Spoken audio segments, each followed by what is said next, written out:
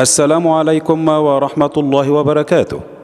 مباراة منتخب مصر ومنتخب السعودية مذاعة على تلك القناة بث مباشر ضمن الاستعدادات لبطولة كأس العالم في يونيو 2026 ميلاديا. المنتخب المصري يواجه المنتخب السعودي في المباراة الودية الدولية لعام 2026 ميلاديا. القناة الناقلة لمباراة منتخب مصر ومنتخب السعودية في المباراة الودية الدولية. أعلنت شبكة أون سبورت عن نقل المباراة بشكل حصري داخل مصر، حيث سيتم نقل المباراة بث مباشر عبر قناة أون سبورت 1 المجانية المفتوحة على القمر الصناعي نايل سات.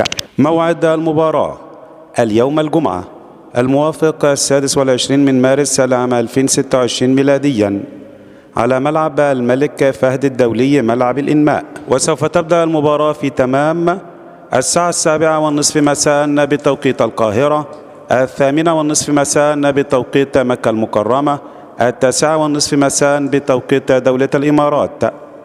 المباراة ضمن استعدادات المنتخبين لخوض منافسات كأس العالم المقامة في الولايات المتحدة الأمريكية وكندا والمكسيك في الصيف المقبل.